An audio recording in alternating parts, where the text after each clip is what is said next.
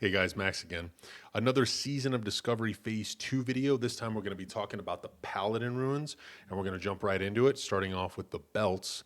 First is Enlightened Judgments, increases the range of your judgment by 30 yards and your spell hit with all spells by 17%, so really nice quality of life for judgments. Next is Infusion of Light, increases the damage done by your Holy Shock by 20%, and your damaging critical strikes with Holy Shock reset the cooldowns on Holy Shock and Exorcism and refund the cost of Holy Shock. Keep this one in mind because there's going to be some more Holy Shock runes down below, and I think they might all synergize with each other. This might be interesting. Next is Sheath of Light. Dealing damage with your melee weapon increases your spell power by an amount equal to 30% of your attack power for 1 minute. In addition, your critical healing spells heal the target for 60% of the amount healed over 12 seconds. So that covers the belts. Next on, we're moving to the boots.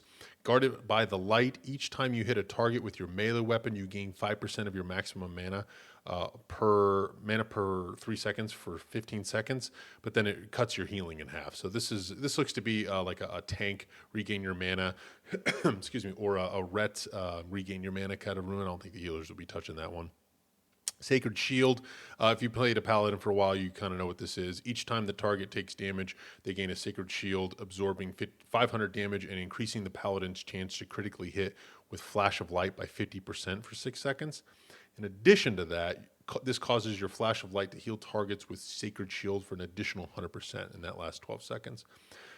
So healer option there for you on the boots. Another one is the Art of War. Your melee critical strikes reset the cooldowns on Holy Shock and Exorcism. Remember, we talked about that belt rune earlier with Holy Shock. There's going to be more to come on that, so keep that in mind.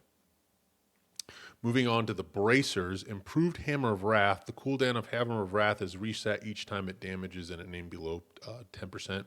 Execute, essentially. Purifying Power. This reduces the cooldown on Exorcism and Holy Wrath by 50%.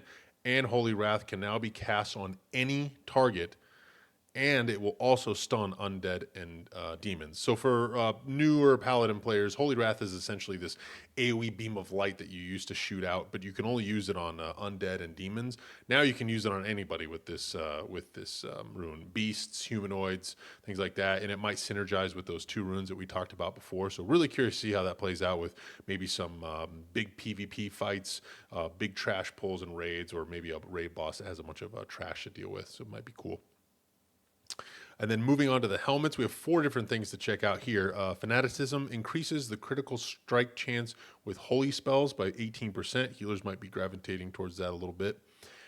Improved Sanctuary, I think this is a tank one, increases the damage prevented by your Blessing of Sanctuary by 100%. And it increases damage done by your Blessing of Sanctuary by 30% of your shield block value. So tanks, keep that in mind. Light's Grace, your Holy Light spells reduce the cast time of your next Holy Light spell by half a second. This lasts 15 seconds. Another heal option. And then the last helm one is Wrath. Your Consecration damage can now be critical strikes. Yay. And damage from your Exorcism, Holy Shock, Holy Wrath, and Consecration spells gain additional critical strike chance equal to your melee critical strike chance. So nice big synergy for AoE damage there. So those are all the Paladin runes that we have so far. I'm curious, leave a comment down below what your favorite Paladin rune might be for this upcoming phase. I recently started streaming on Twitch. I'm going to put a link to that down in the description below. And if you wouldn't mind, hit the subscribe button. I am locked behind certain features on YouTube because I am a new YouTube channel. For example, the timestamp in the play bar, I can't do those until I have a certain amount of subscribers. And then there's a like button right below the video. Hit that if you feel I deserve it. Thanks so much for watching. I'll see you next time.